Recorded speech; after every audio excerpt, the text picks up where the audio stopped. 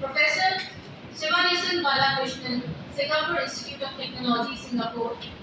Mr. Shivan Chatnia, SAS India. Mr. Freddy Lalaspati, SAS. These technologies stand as pillars of innovation, offering extraordinary opportunities and challenges. For instance, AI is transforming industries as healthcare. Blockchain technology is transforming the financial sector, and sustainable development initiatives such as reduced carbon emissions are driving change across the globe. As we delve into the discussions and debates over the coming days, let us embrace the spirit. To initiate this ceremony, I now request all the dignitaries on the dais and esteemed guests.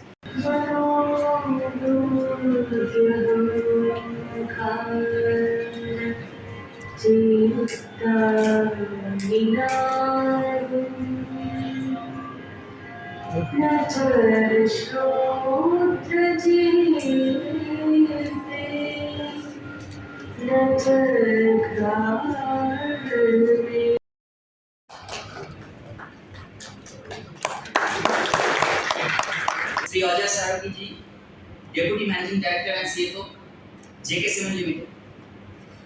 Keynote speakers who are physically present in the campus: Professor S. Balakrishnan from Singapore Institute of Technology, Sri Shivam Chatterjee, Head of Education and Academia, SAS India. Our higher authorities, Honorable Dr. Sanjay Sinha, Honorable Vice President and Head of Education, JK Cement Education Vertical and Board Member, SPSU. Professor Dr. Prithvi Jadhav, Honorable Vice Chancellor, Sir Padma Singh University, my respected colleagues, conference board team members, my dear cell members, esteemed participants, and beloved students. Sri Narendra Modi, Honorable Prime Minister of India, with his goal of develop India, aims to leverage AI and blockchain as key catalysts. During the G20 presidency, Sri Modi proposed to create a framework for responsible human-centric AI. The G20 New Delhi Declaration has reaffirmed the commitment of all the member countries towards the AI principles. The G20 also recognized the importance of collective action in tackling environmental challenges and climate change. Correlating this fact, today's theme of the conference is Navigating the Future, AI, Blockchain, Sustainable Development in the G20 world. Foreign professors who will deliver keynote talks in this conference: Professor S. Balakrishnan from Singapore Institute of Technology, Singapore; Professor Bernardo Nicoletti, Temple University, Italy; Professor Martin Barbella, University of Lausanne, USA; Professor Navid Reyesi, Canadian University, Dubai; Professor Bhuvan Unhelkar, University of South Florida, USA; Professor Sheng Langping, National Taipei University of Business, Taiwan; Professor Chintaka Premachandra, Shibuya Institute of Technology, Tokyo, Japan; Professor Tinmay Huang, Texas A&M University, Qatar campus, IEEE Fellow; Professor Bui Thang Han, University of Ho Chi Minh City, Vietnam; Professor Sandeep Poddar, Lincoln University College, Malaysia; Professor Indrajit Pal, Asian Institute of Technology, Bangkok, Thailand; Professor Mark Go, National University of Singapore, Singapore. So our faculty members, they are in constant touch with the foreign professors. We are pursuing research collaboration. Our faculties, they jointly supervise postdocs with them. Some of our faculties, they have physically visited already to these aforesaid reputed institutes. And our students, they have also completed their international research internship under them. Just like in 2023-24, 164 students, they completed their research internship under these eminent professors. The national eminent speakers will deliver their talk: Professor Prabhakar Shaw, Niti Aayog and Institute of Economic Growth, India; Professor Poonam Garg, IMT Ghaziabad; Sri Shivam Chatterjee, SAS India; Sri Pankaj Kaur Dewan, Director, Idea Labs, Future Tech Ventures, Hyderabad. Now, every particular conference has certain output. So the significant output of this conference is the foreign professors, they have already extended their support to us. Our Honorable Vice Chancellor and our Director of Research will soon visit SIT Singapore, AIT Bangkok, IUH Vietnam, SIT Japan as visiting scientist and signing of the MOUs will soon take place. Tomorrow, we will sign MOU with Idea Labs and they will support us in upskilling, innovation, entrepreneurship, setup of business incubator at SPSU. Apart from that, SAS India is also supporting us a lot. There will be 3 tracks of paper presentation. One related to the field of engineering, another one science and humanities, and the final one is in the field of management. I look forward grand success of the conference. Jai Hind. Dr. Rathore, Sri Saroveji,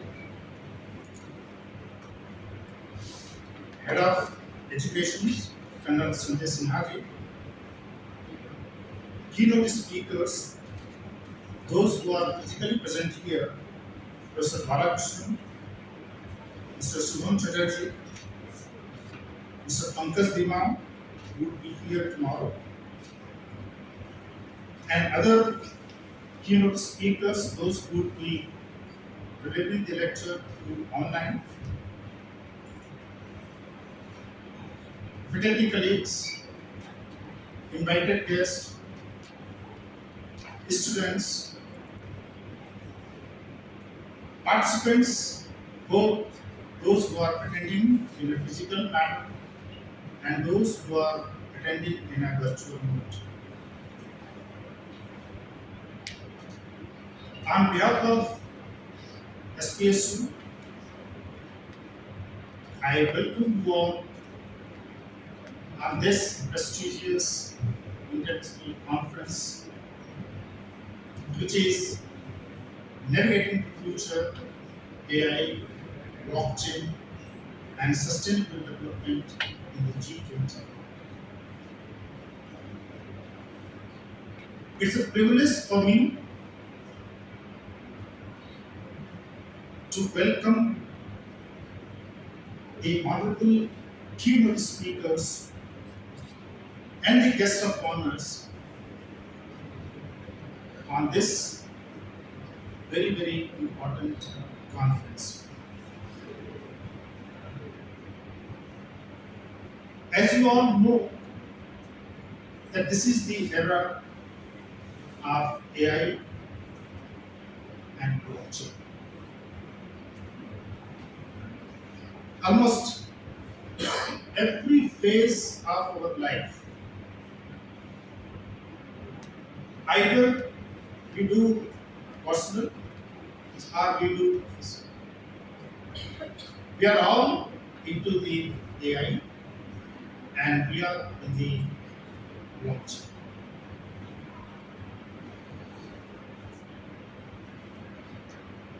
Now, in this era, when we are so well surrounded and so well captured by the artificial intelligence and the concept of blockchain,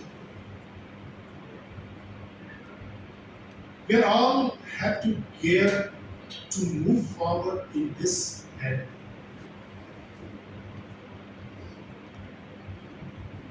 In the social life, in the personal life, and in the professional life, all the three are so well influenced by these two concepts today.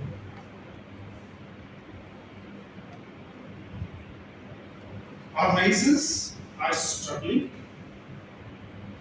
to cope up with the pace which is coming forward. We as individuals, both as an individual and as a professional, are also struggling to cope up the pace, both in terms of either updating our skills, the earning new skills, moving forward these skills, what we have today, and what we would need to have it the next day. That's a challenge. And the bigger challenge is today when we look into the structure of the organizations. Now, in the new era of the organizations, there is no concept of retirement. In the era of artificial intelligence, there is no concept of retirement, which was in your, those who are the senior members, they have experienced that the era of retirement. Today, in the organizations, you would see there are youngsters of 17 years, and there are senior people as old as even 70, 75, working together, working in the same team. And the situation may be that the younger persons may be the team lead. How to manage this complex, the team structure, the working structure today? That is the challenge. That is the challenge everybody is facing. When we see today the reports, particularly I am referring the reports from World Economic Forum, which talks about the challenges in 2025, the future of jobs. There they talk about the relevancy of the skills what we learn today. What is the relevancy? And today when we see whatever we teach today, after 6 months that become obsolete. So that's the challenge. Every 6 months you need to earn, you need to learn the new skill. You need to upskill. You need to acquire the new space which is required in the corporate world. So that's the bigger challenge, that's the bigger aspects to discuss. And I was delighted to see that the kind of the papers we have in this particular conference, the kind of the participations we have from different world, and particularly the keynote speakers, they're all from different part of the world. They're all having the different expertise. And it's a delightful moment for all of us to hear them, to take what they are doing and to move forward in our professional life. That is one of the takeaway what Dr. Kusum was referring to. We all have to take forward what our keynote speakers have to share with us, and we have to invite in our research process, since that is the aspect, that is the future of the organizations.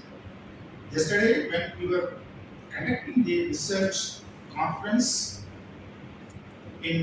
for our internal faculty, we had deliberated that yes, there is no other way to move forward other than the quality of research. So, this is the opportunity for all of us, even for the students. You all have to move forward into the field of research.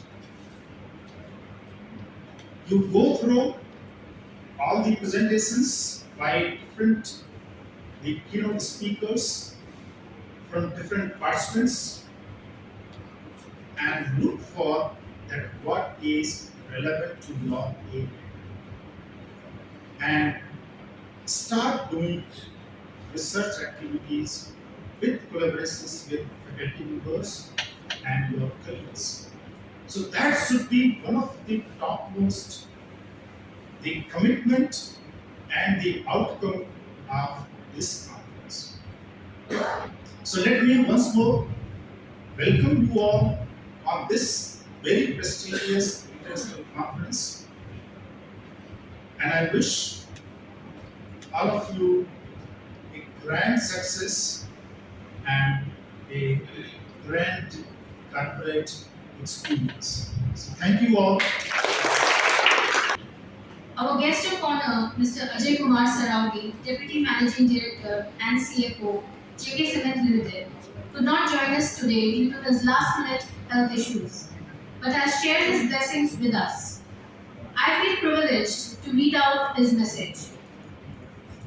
I am glad to mention that SPSU is organizing such a wonderful international conference where so many distinguished keynote speakers will be delivering the talk. I am honored to grace the occasion as the guest of honor. I am delighted to welcome Professor N.S. Rathore too as the guest of honor. Congratulations to Head of Education, Colonel Dr. Sanjay Sinha, President SPSU, Professor Prithvi Yadav, Director Research, Professor Brasun Chakravarti, Dean School of Management, Professor Sadanand Prishti, and I look forward for a fruitful conference. Our esteemed Vice Chancellor of this university, Dr. Prithvi Yadav Sahab. After a long time, I am meeting him. He was our fellow colleagues in the Indian Council of Agriculture Research. I have seen his dedication and commitment, especially in the field of statistics. And in fact, statistics is a part of computer engineering is being derived out of statistics. Our respected Colonel Sinha Sahab, after a long time I am meeting you, but I have seen your dedication and passion for development of education stream. I would like to congratulate to you for all arrangement which you have made today.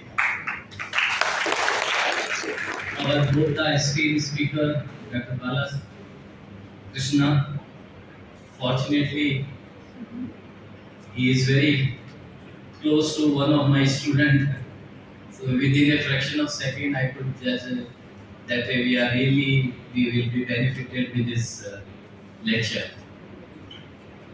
Dr. Chatterjee as well, other fellows sitting on the dais and off the dais, all respected ladies, boys and girls, and our participants. When I got an invitation for this, I have gone through this title. It has got 5 different keywords, and all are attractive. Very first is your how to plan for tomorrow, future. But in fact, future is not planning for tomorrow. It is the result what you are doing today. So in case you will do something extra in the field of AI and blockchain technology, which are essentially meant for a sustainable development, I was thinking that a blockchain and AI for sustainable development, but here you kept sustainable development as one of the separate segment. So it have value added by your conference. And of course, G20 word is a different word, and everybody is expecting, because G20 is a combination of a country having a lot of economics in their hand, lot of knowledge, lot of skill in their hand, and it is believed that they can miraculously landscape the whole globe. That is true. So that's why this conference has got a really good meaning, and I am really feeling myself elevated to give some of my views on this aspect. AI, everything is nowadays AI oriented. Even today in newspaper, I have seen there were 2 news related to today's conference.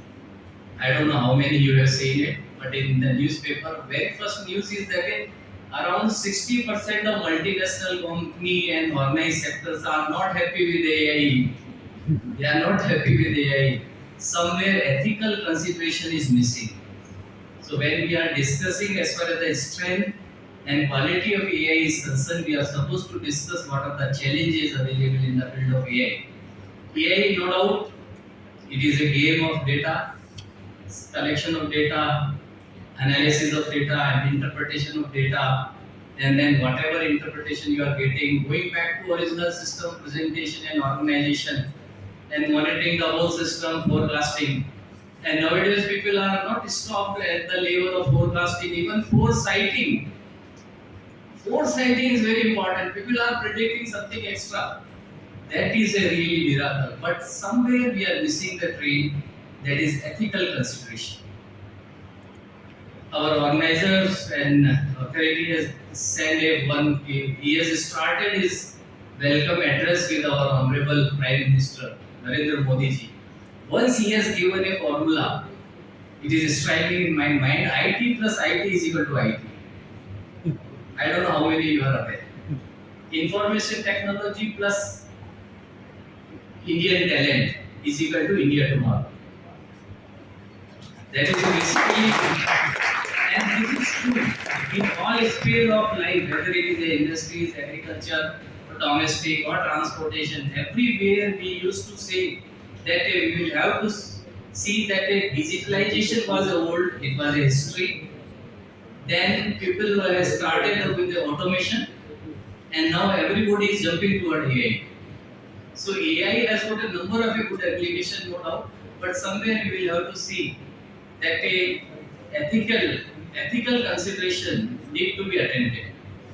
Ternetine is a UK-based company responsible to give a lot of software, especially to check the parallelism.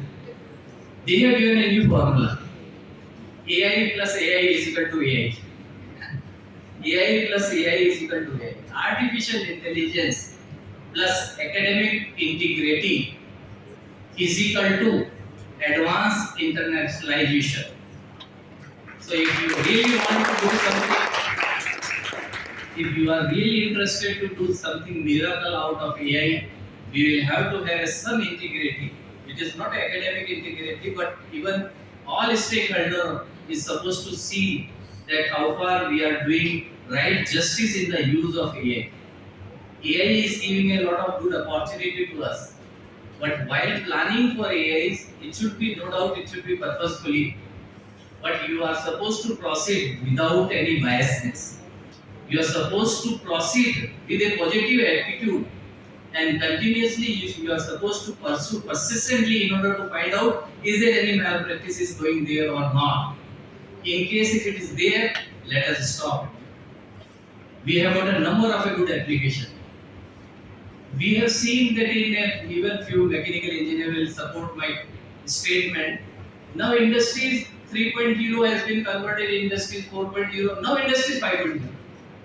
When I was looking on industries 5.0, all our estimations, whatever we mentioned, it is there inside of it. They say you will have to collaborate your mind with intelligent machine.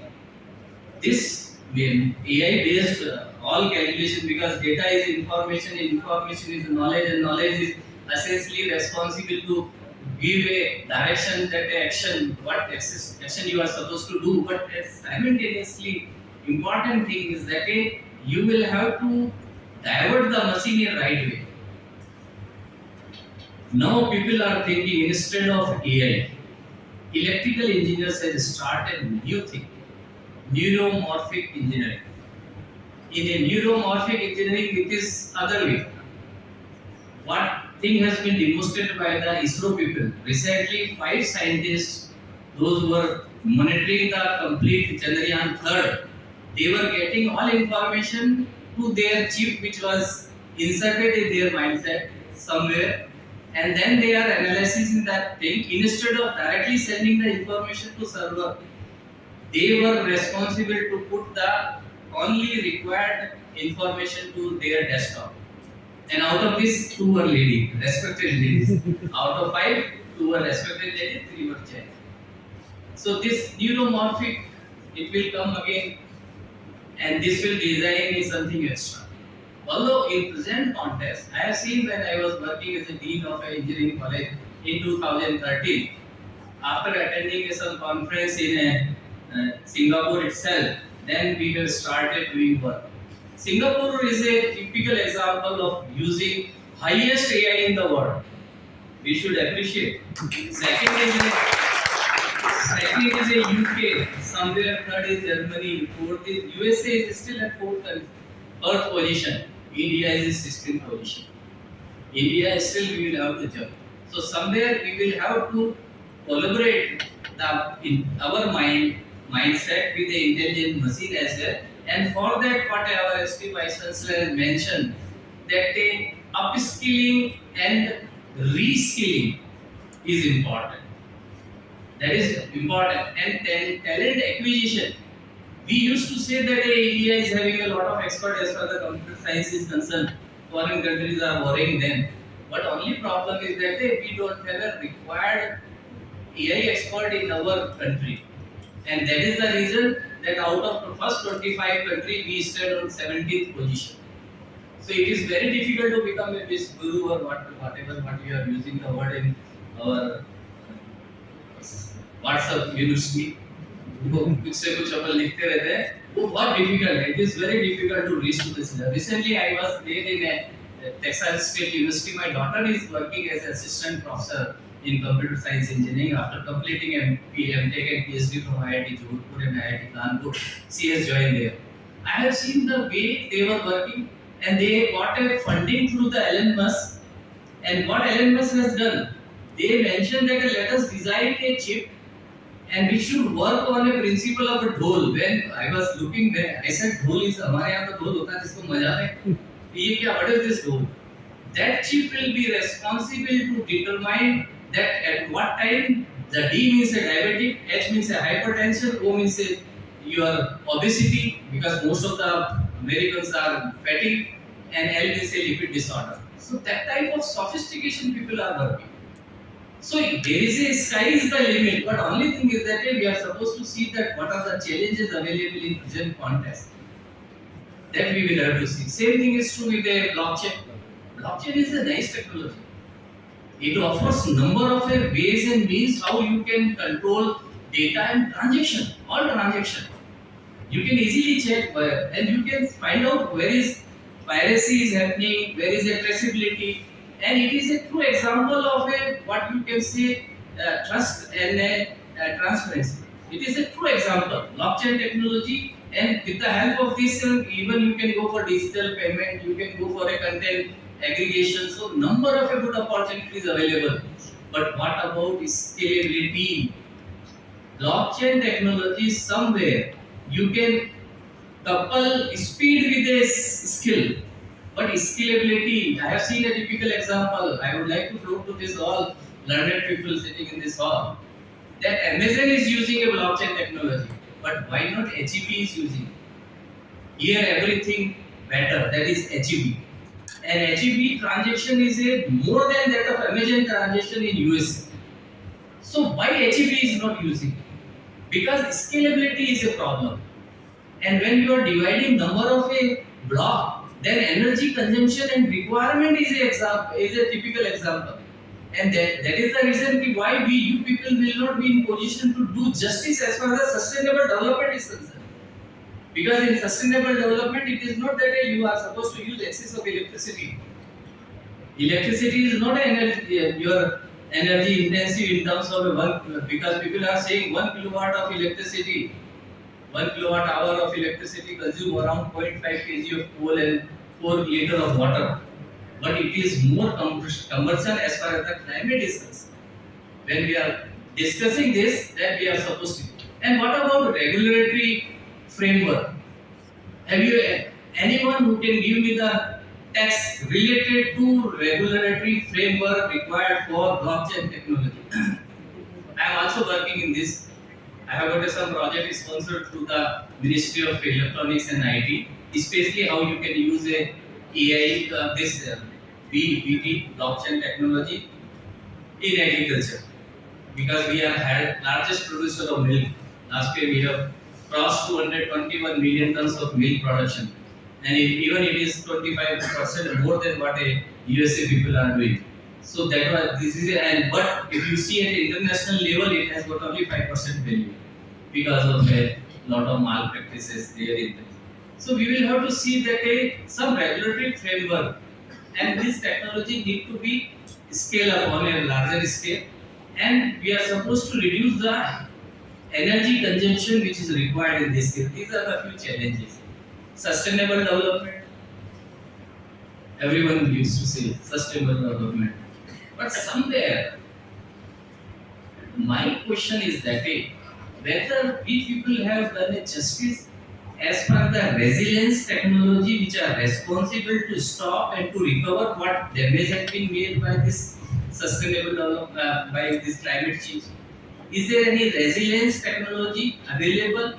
Let us see in all sphere of your activity, in industries, domestic, agriculture. In agriculture, you just see, Sir Yadav sir, agriculture is a highly energy intensive process. 85% of water we are consuming. 85%. 1 kilo गेहूं पैदा करते हैं कितना पानी हम काम में लेते हैं. So we are depleting natural resources as well. So somewhere sustainable development you are supposed to see that we are supposed to reach to the our future, but without destructing our ecosystem. There should not be any harm on a biodiversity, no environment, no human beings. That type of a development is case we can draft. For that, a right type of resilience technology is required, and Paris recommendation which has been made, adaptation and mitigation. It is a RAM, Ram भगवान एक ही solution है. हमारा sustainable development का solution है Shri Ram SRI, scientific research and investigation on resilience, adaptation and mitigation. इसके हिसाब से हमें कार्य करना है. So there are a lot of challenges are available in every field of new technology. Here, this is not limited to when we are talking about digital technology. There are more than 12 digital technology. Out of this, 2 we are discussing in present context. We will have to see not only the strength, but at least we are supposed to see what are the different challenges and how we can meet out these challenges and dispose of these challenges. That is a major challenge. So whatever recommendation will come out of this exercise, kindly do justice and compile the right way that what we can do as far as the challenges in artificial intelligence and blockchain technology, and especially and what are the way out and what should be the strategy for G20 country.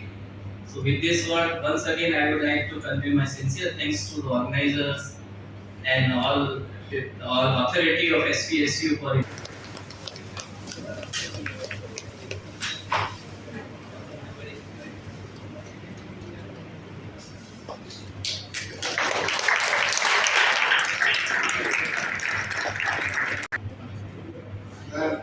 Actually, I am never fond of mic. Says, why don't you also speak something? I don't know amongst such erudite people, what should I say? But definitely, after hearing whatever has been said, the mind is charged with a lot of thoughts and emotions. And just to, lighten the moment, I would say that one of the greatest drawbacks which the AI has is that it remembers everything.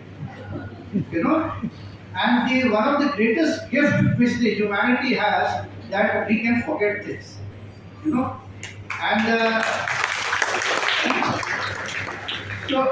so apart from all the biases and the various protocols and things which the various frameworks which we need to have in position to get all these things going, the various AIs, augmented, artificial, and assisted, and there are many more.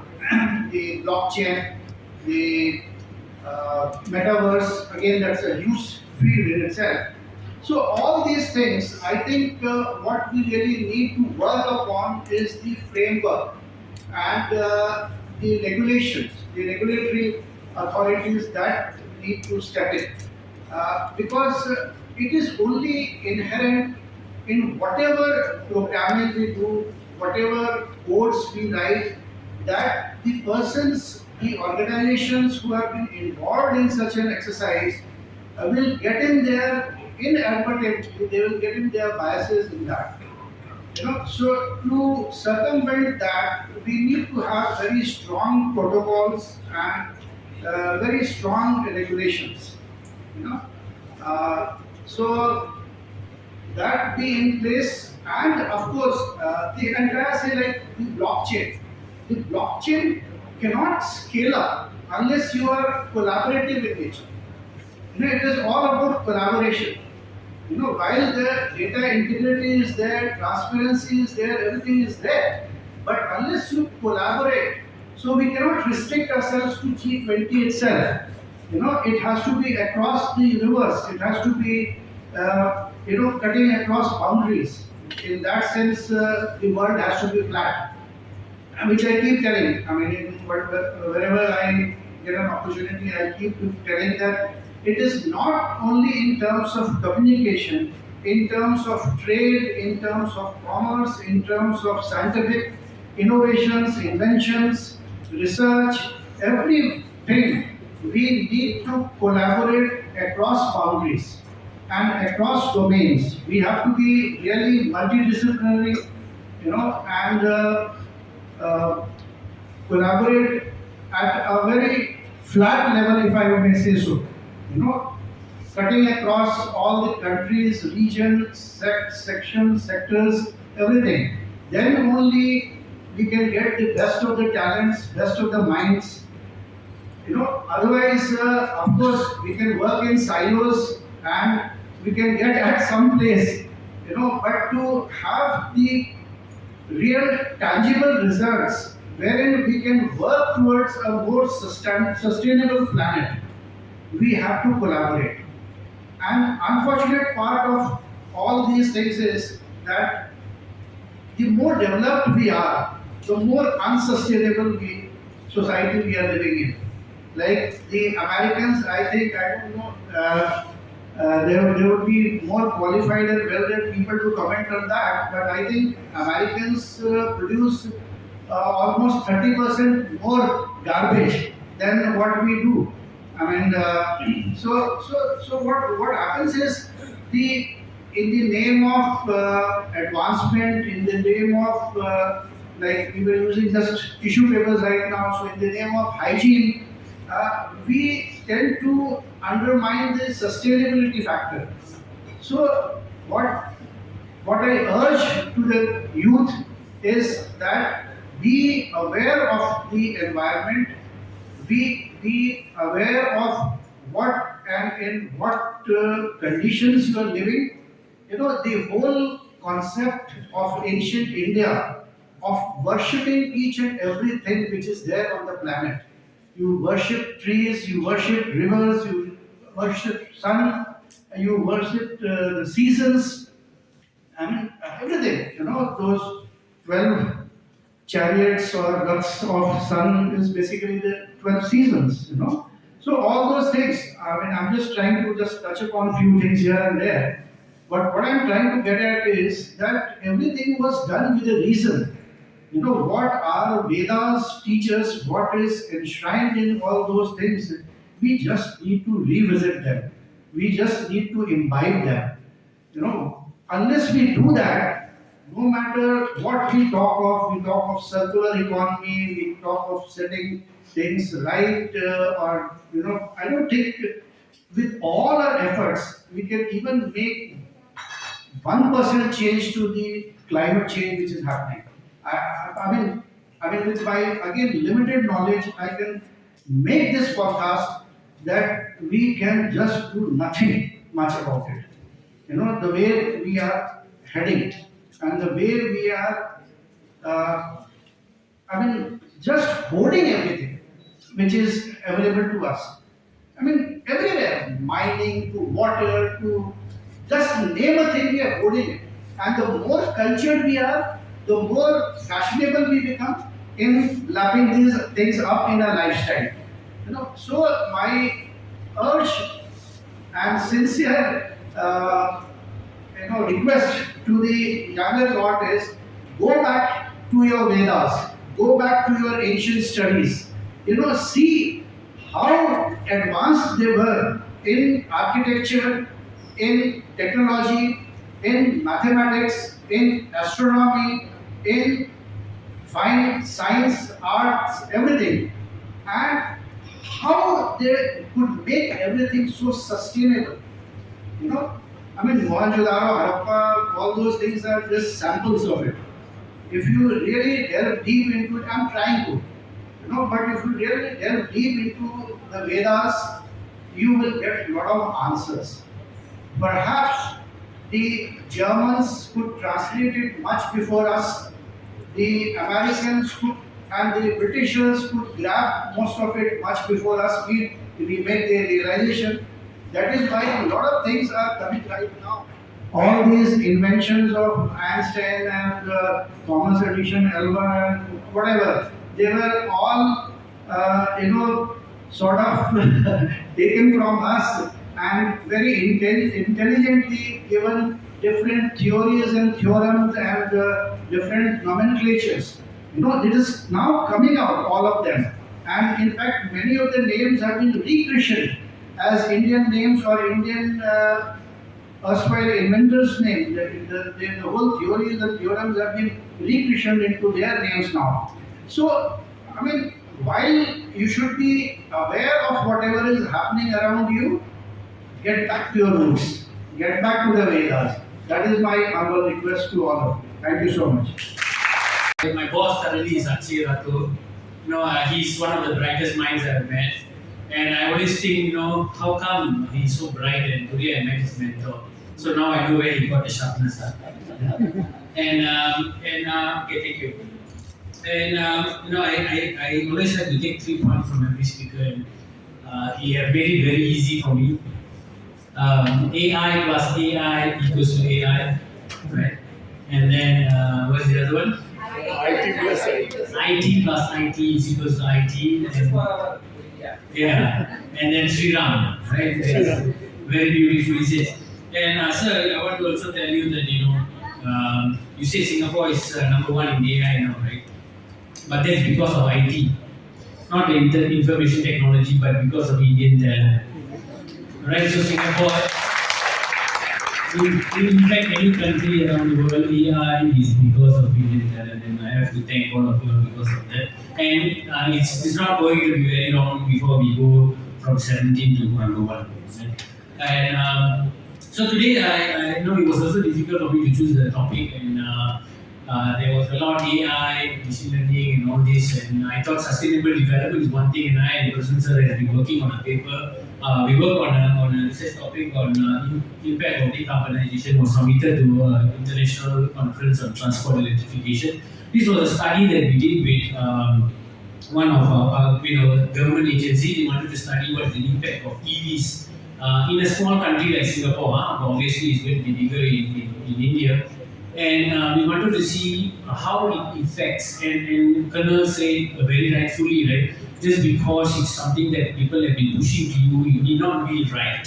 Now we have to study and see whether it is worth doing or going in that path. And that was the reason why we studied, and rightly so, we found that not all what we think is correct. So before I do, I have to actually do to my boss also, because I have to sell SIT for a while. So SIT, it is what do you call this? Applied learning university is not a very traditional research intensive in terms of the blue sky research, but we're more on the commercialization part. So we work a lot closer to the industry. We work on a higher TRL level of the research. So whatever we develop, we want to commercialize and go as a product into the market. So that's why we are very much different from NTU and NUS. We are industry focused in terms of our programs, as well as we work on the growth industry and electrical power engineering. When I wanted to study electrical engineering, my sister, who was already in electrical engineering, said, "It's a sunset industry, don't come here." But then don't know why, because my father was an electrical engineer, so I wanted to be. But today is no more sunset, it's a sunrise industry with all these EVs, solar energy and all these, right? So this is also the one of the growth industries that we focus on. So we have 39 degree 6 partners. We have joint degree programs with some of these universities. Newcastle UC is a program in electrical power engineering. We also offer our own degree programs in all these areas.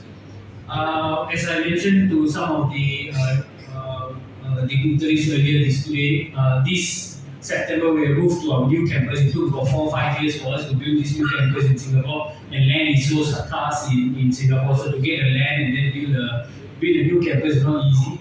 So we finally made it. So we are going to this new campus. It can accommodate 12,000 students. Now we have about 9,000 plus. It's going to be beside a business park and a live microgrid test bed is inside the campus. That's where we're going to give all the data that will be useful for AI and machine learning. And we are working with a lot of industry. We have 1.8 megawatt PV systems, about 80 charging stations, EV charging stations. Energy storage, we have about 600 times 5, so it's about 3 megawatt hour of energy storage, is among the biggest in Singapore. So all of this is going to be in the campus, which is going to be very interesting.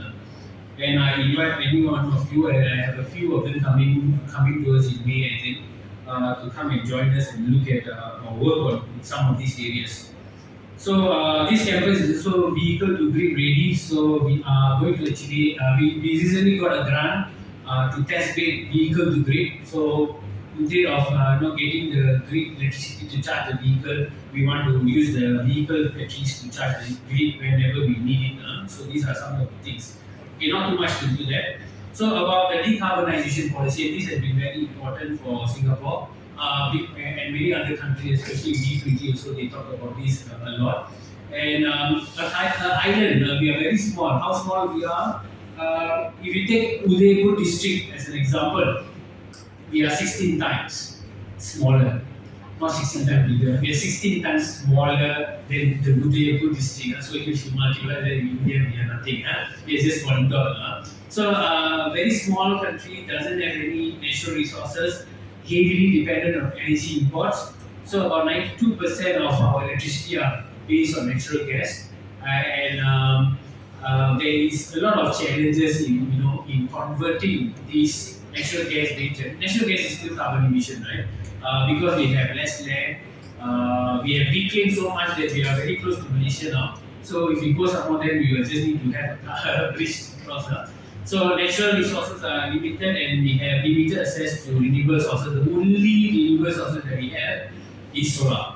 Achieve net zero by 2050, which is going to be a big target. And there is no vehicle that will be ICE, no petrol-based vehicle anymore, and all should be running on clean energy. But to think about it, when you are using electric vehicle, you are still charging them, and when you charge them, you still require electricity, which is then generated through natural gas. So we are not actually making it clean yet. So electric vehicle not producing tailpipe gas, but you still require electricity from the natural gas plant. So it is not actually very clean yet. And we actually studied 3 scenarios based on the Land Transport Authority's program. Out of the 16 people who were there, I was the only person who was not a professor nor a PhD. So I am highly uneducated in this lot to talk right now, and I am super nervous. You cannot see my legs shivering, but it is. Good afternoon, everybody. From industry, when I look at an academic conference, I am very greedy. So we look very ahead. What is there? There might be 50 presentations which look awesome to me. As a greedy man, I see, is there something which I can take back and implement and scale it up, as you just now said, sir. Narendra sir had an ethics issue, he mentioned it as an issue in across. ED is important. Now, what could I present here? I thought of doing something differently. Let me throw some data. One thing what researchers are very good at looking at is data. After COVID, there was a group of approximately 300 plus CXOs. 300 plus CXOs is a big number for CXO level people. We did a survey and we wanted to see how do they look at academics and what are their expectations their organization with regards to analytics and AI, so that we can change our curriculum and teach them what is needed there. It's very easy to beat around the bush and say academia doesn't take students, academia doesn't take students. Are we teaching them what they need? We will show some data, unbiased data, look at it, ask yourself, are we teaching them something similar? I cannot teach researchers machine learning because you are doing better than me. I cannot teach you AI because you are doing better than me. But what I know better than you is what my people need. That's something which has slightly better than data. Data point one.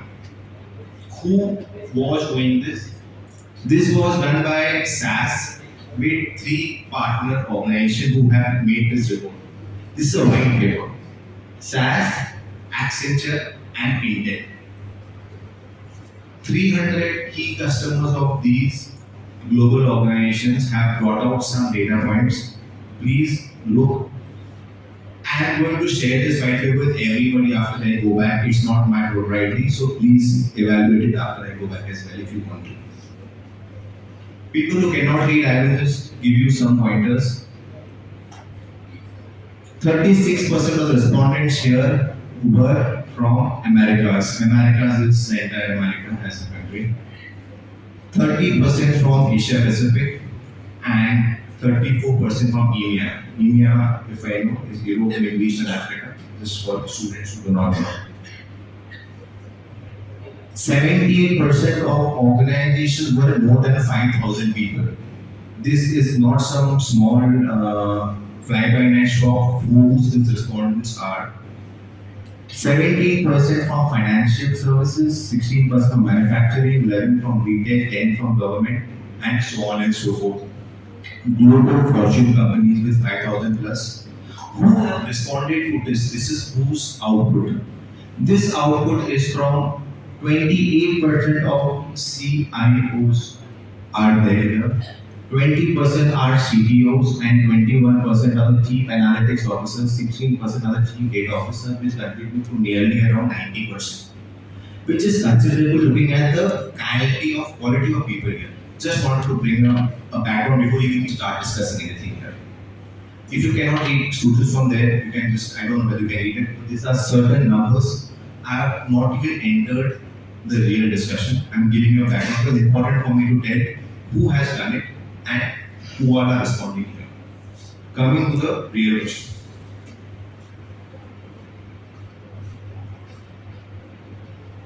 Hand mic so I can read it and I can look at it. Simple question, nothing more, nothing less.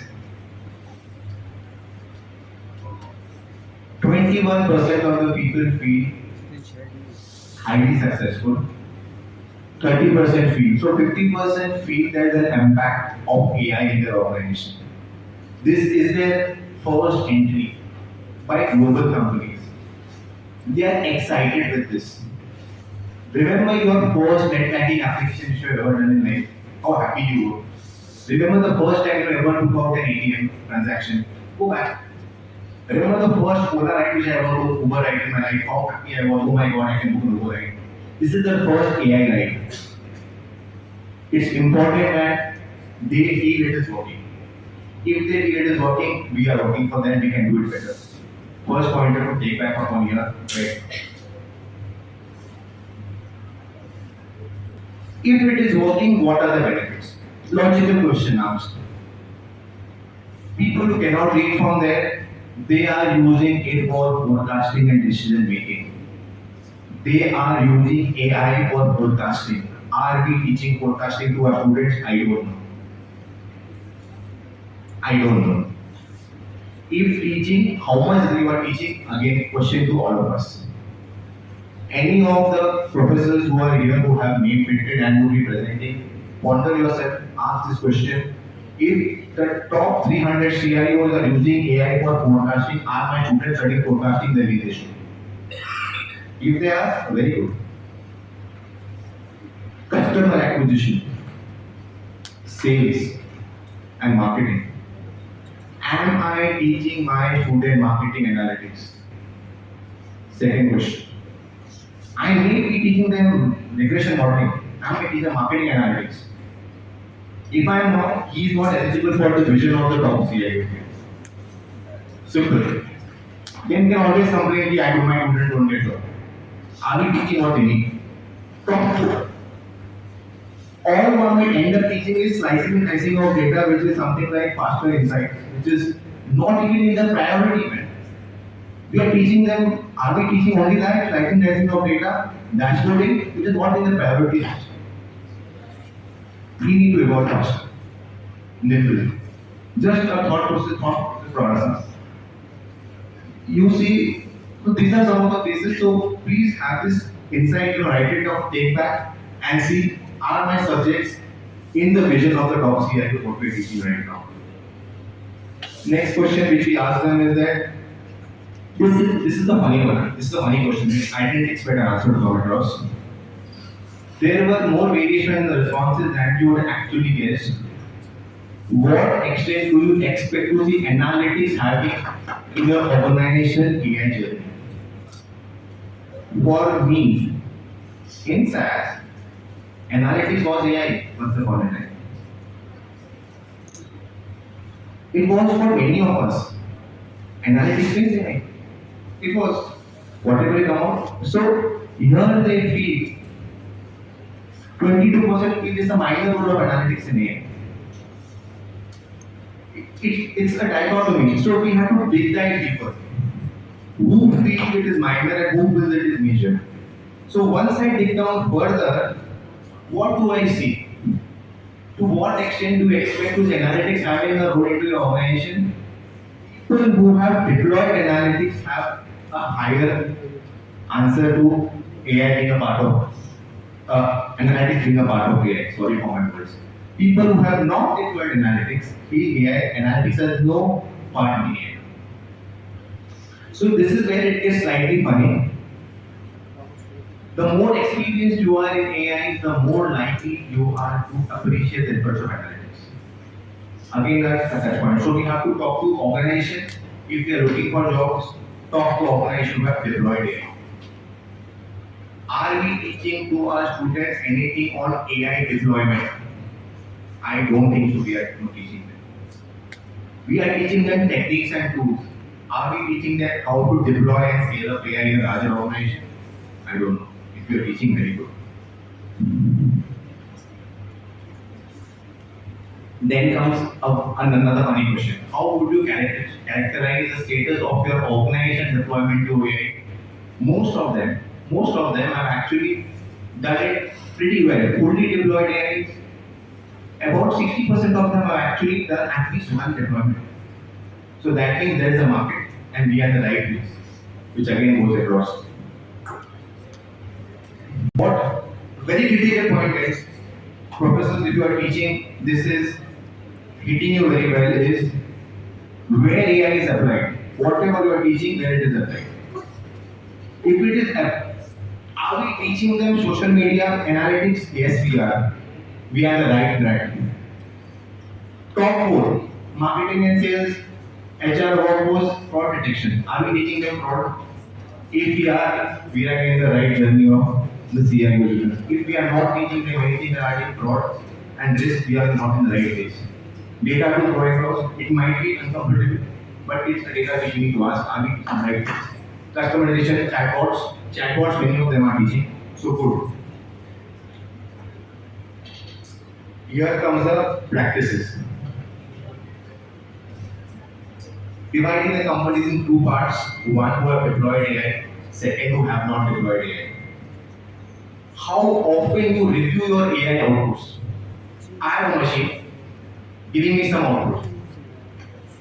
It can be a weekly review, it can be an hourly review, it can be a daily review. My business models are so dynamic, it changes on a weekly basis. Model which was relevant day before, the week before is not relevant today. That is the rate of change. Am I doing that kind of education to my students? I don't know, but it is real. How often people who have deployed AI, 74% of them review their model on a weekly basis. This is the reality. People who have not deployed AI or partially deployed AI, still 33% of them review their model on a weekly basis. AI is not infallible.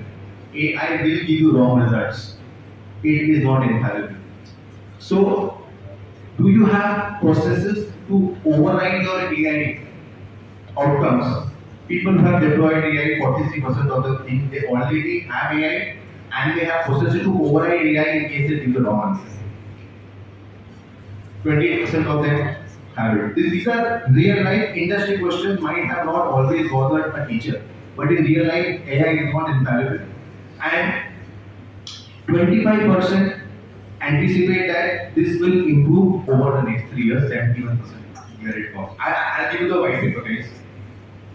Ethics, I believe Sir had asked on ethics. Here is a real value. Artificially intelligent processes is one of which organization has responsibility of outcomes. The same way that the organization is responsible for the action of its employees. If I'm a global organization, I am answerable to my employees' decisions.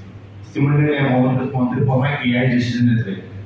So people who have successful thing, they give ethics training of AI to their employees and stand by AI. 92% of people give ethics training. 48% of people who don't have AI will do that. Connection of analytics to AI is more generic. Do you have trust in AI? You can read it once I send it to you guys. Something which is very important, how often you evaluate your AI system's outcome is per Murphy's law. When you speak last, your light goes away. So, how often do you evaluate your AI outcomes? One is evaluating the model itself, and one is the outcome. It is not actually the same.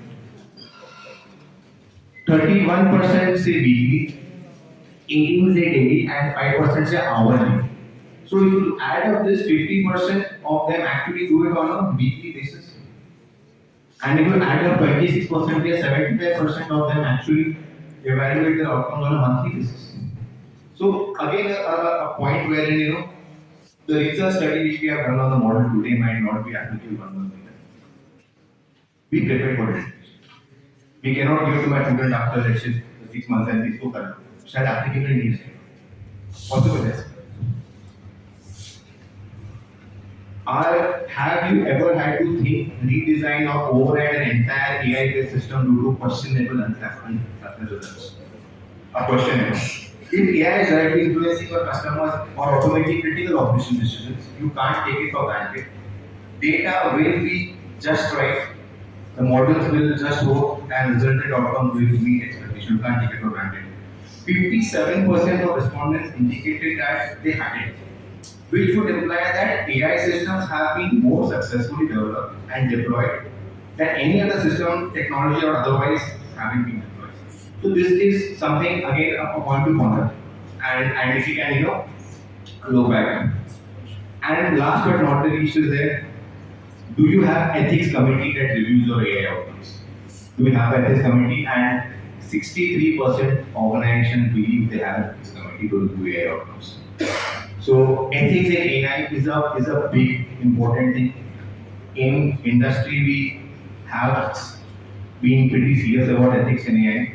I cannot pass a drug unethically, which might affect lives of millions of people just because the boss wants to get fast, in very small amount of time.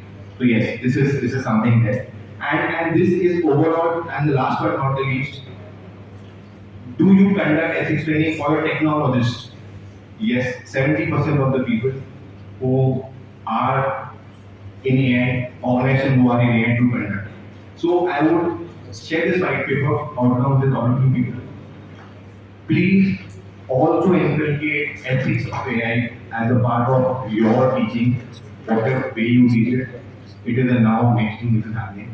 So we just don't want to make robots coming out of it. We want to make responsible people as well. With this, I would like to thank all of you for presenting This is a difficult task, but I will try my best to do justice. There are a lot of people who have contributed for organizing this international conference on navigating the future AI, blockchain, sustainable development in the G20 world.